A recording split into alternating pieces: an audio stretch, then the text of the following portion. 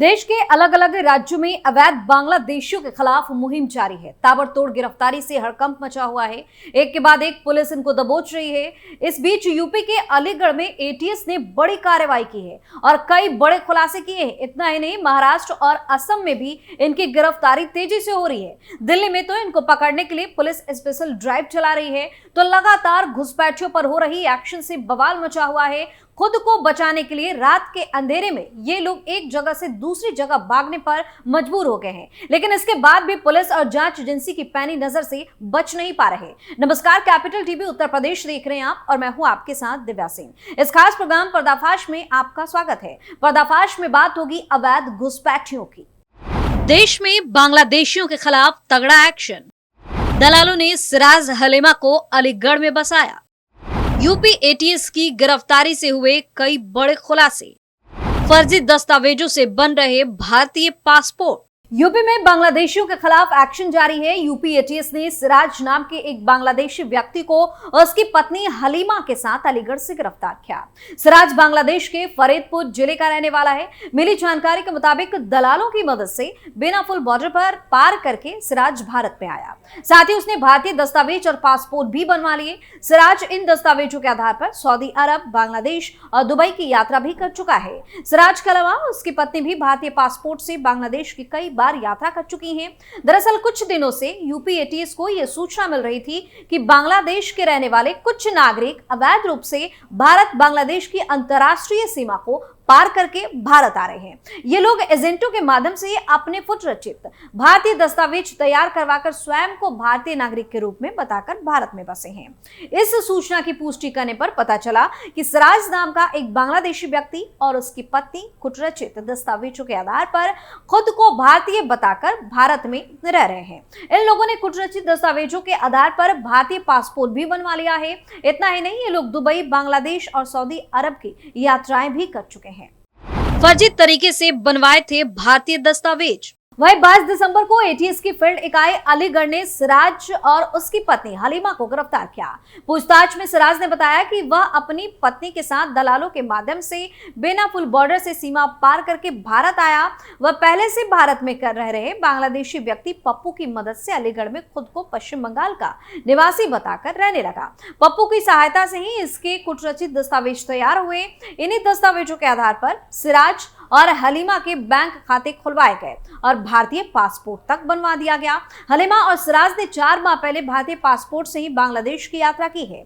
इनके पास से 2 mobile phone, 2 भारतीय आधार कार्ड, 2 वोटर कार्ड, 2 भारतीय पैन कार्ड, 2 एटीएम कार्ड, 2 भारतीय पासपोर्ट, एक बांग्लादेशी पासपोर्ट की कॉपी, 2 बांग्लादेशी जन्म प्रमाण पत्र की कॉपी, एक पहचान पत्र, एक ई श्रम कार्ड, एक कोरोना वैक्सीन कार्ड, एक पीसीसी फॉर्म जो विदेश मंत्रालय की तरफ से दिया जाता है और अन्य दस्तावेज बरामद किए गए हैं। इसके अलावा इनके पास से 1250 रुपए नकदी भी बरामद हुए हैं। वही मामले में आईजी एटीएस नीलामजा चौधरी ने जानकारी देते हुए बताया कि यूपी एटीएस को सूचना मिली कि बांग्लादेश की राजधानी ढाका में रहने वाले सिराज और उसकी पत्नी हलीमा फर्जी दस्तावेजों के आधार पर खुद को भारतीय नागरिक बताकर अलीगढ़ में रहकर गुजर बसर कर रहे हैं। जिसके बाद एटीएस ने दंपति को पूछताछ के लिए बुलाया। पूछताछ के दौरान उन्होंने बताया कि वो बांग्लादेश में रहने वाले पप्पू की मदद से भारत आए थे और खुद को पश्चिम बंगाल का निवासी बताकर अलीगढ़ के शाह कुतुबपुर स्थित नगला आशिक अली रोड में रहने लगे थे। आरोपी पप्पू की मदद से न सिर्फ उन्होंने भारत में एंट्री की, बल्कि उसने दोनों के भारतीय नागरिक के दस्तावेज बनाने में भी उनकी मदद की, जिसके आधार पर दोनों दंपति ने अपना बैंक खाता खुलवाया और इस आधार पर भारतीय पासपोर्ट बनवाया। इस दौरान ये दंपति भारतीय पासपोर्ट से बांग्लादेश भी चले गए, जिस पर दोनों के खिलाफ लखनऊ स्थित अपार्ट थाने पर मुकदमा दर्ज कराया गया है। ये मामला सामने आने के बाद पुलिस प्रशासन के कान भी खड़े हो गए हैं। ये मामला देश की सुरक्षा के लिए बेहद ही गंभीर खतरा है, जिसे देखते हुए एटीएस इसकी गहनता से जांच में जुटी हुई और आगे की कार्रवाई की जा रही है। असम में बांग्लादेश के 6 घुसपैठिए दबोचे गए। असम पुलिस ने अवैध रूप से भारतीय क्षेत्र में प्रवेश करने के आरोप में 2 अलग अलग अभियानों में 22 बांग्लादेशियों को गिरफ्तार किया। मुख्यमंत्री हेमंत बिस्वा शर्मा ने इस बात की जानकारी दी है। उन्होंने ये भी बताया कि गिरफ्तार किए गए लोगों में 5 बच्चे भी शामिल हैं। पुलिस के मुताबिक पकड़े गए लोग दक्षिण सलमारा मानकचार जिले की ओर जाने की योजना बना रहे थे। पुलिस को संदेह हुआ और इसके बाद एक अभियान चलाकर उन्हें गिरफ्तार कर लिया गया। सूत्रों के अनुसार सभी संदिग्ध बांग्लादेशी एक स्थानीय व्यक्ति के घर में शरण लिए हुए थे। जांच के दौरान अधिकारियों ने इसके बांग्लादेशी नागरिक होने की पुष्टि की। वहीं पहले अभियान में असम पुलिस ने 6 बांग्लादेशियों को भारत में घुसने की कोशिश करते हुए पकड़ा था, जिसके बाद उन्हें बांग्लादेश के अधिकारियों को सौंप दिया गया। बांग्लादेश से अवैध घुसपैठ क्यों है खतरनाक? रिपोर्ट्स के मुताबिक भारत में NH-44 की लंबाई श्रीनगर से कन्याकुमारी तक 4110 किलोमीटर है। करीब इतना लंबा ही है भारत बांग्लादेश का 4096 किलोमीटर लंबा बॉर्डर। भारत बांग्लादेश बॉर्डर जंगल, पहाड़ और नदियों के बीच से गुजरता है। बॉर्डर से अवैध बांग्लादेशी घुसपैठियों का आना भारत के लिए सीमा पार पर सबसे गंभीर समस्या है।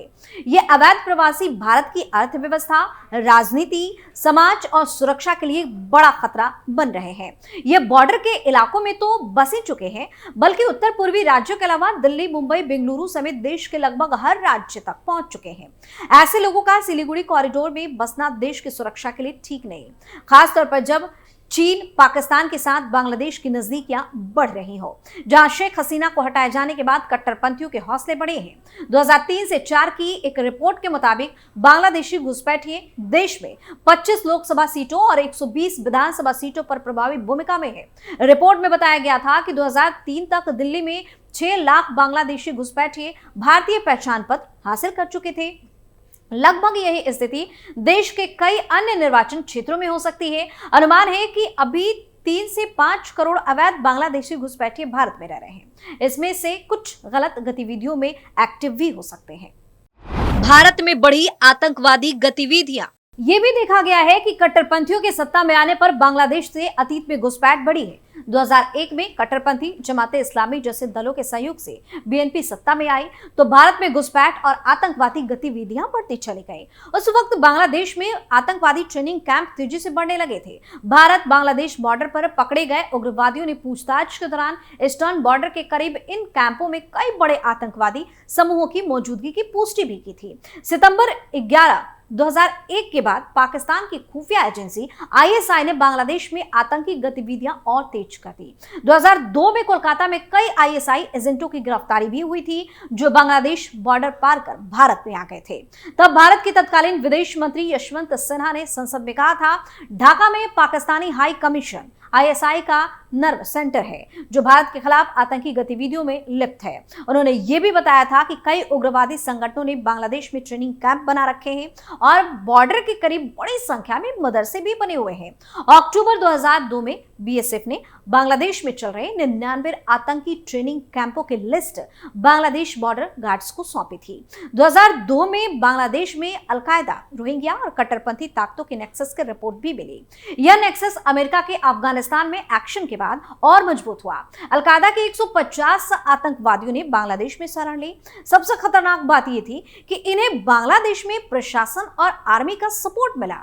बांग्लादेश के कॉक्स बाजार इलाके में अलकायदा आतंकियों के मूवमेंट से भारत के लिए खतरा पैदा होने लगा।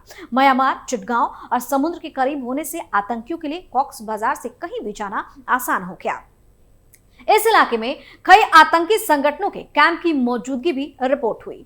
करीब 25 साल पहले साल 2000 में भारत के गृह सचिव माधव गोडबोले ने भारत सरकार को एक बेहद ही महत्वपूर्ण रिपोर्ट सौंपी थी। इसमें कहा गया था कि करीब 1 करोड़ 5 लाख बांग्लादेशी घुसपैठिए अवैध रूप से भारत में रह रहे हैं। रिपोर्ट में यह भी बताया गया कि सालाना 3 लाख से ज्यादा बांग्लादेशी अवैध तरीके से भारत में घुसते हैं। पिछले 25 सालों में इनकी संख्या काफी तेजी से बढ़ी है। गवर्नर SK सिन्हा ने दी थी चेतावनी।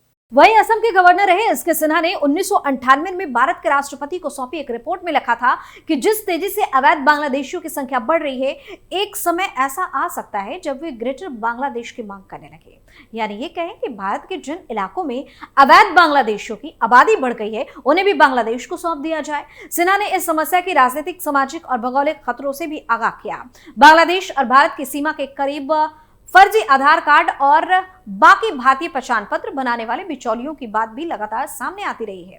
इनसे पता चलता है कि कोई बांग्लादेशी बाद में भारत में दाखिल होता है, बिचौलिए पहले ही उसका फर्जी पहचान पत्र बनवा लेते हैं। ये सीमा के दोनों ओर मौजूद है। ऐसे में अवैध बांग्लादेशियों के लिए घुसपैठ करना आसान हो जाता है। दूसरी ओर वीजा लेकर भी बड़ी संख्या में बांग्लादेशी आते हैं, लेकिन उनमें कई वापस नहीं लौटते। साल 2023 में करीब 16 लाख बांग्लादेशी वीजा लेकर भारत आए थे। इनमें से कितने वापस गए और कितने पासपोर्ट फाड़कर गायब हो गए, इसे लेकर पूरे देश में आइडेंटिफिकेशन ड्राइव चलाने की जरूरत है। इसके अलावा सभी राज्य सरकारों, खास तौर पर बॉर्डर से सटे राज्यों की पुलिस और जिला प्रशासन को घुसपैठियों को पकड़ने और इनके फर्जी पहचान पत्र बनाने वालों पर सख्त कार्रवाई करनी चाहिए। हालांकि 1974 में जब भारत बांग्लादेश बॉर्डर गाइडलाइंस बनी थी, तब बांग्लादेश में माहौल बिल्कुल अलग था। तब शायद भारत को यह अंदाजा नहीं था कि बांग्लादेश में भारत के खिलाफ ऐसा माहौल हो सकता है जैसा कि अब है। पर्दाफाश में फिलहाल के लिए इतना ही। देखते रहिए कैपिटल टीवी उत्तर प्रदेश। नमस्कार।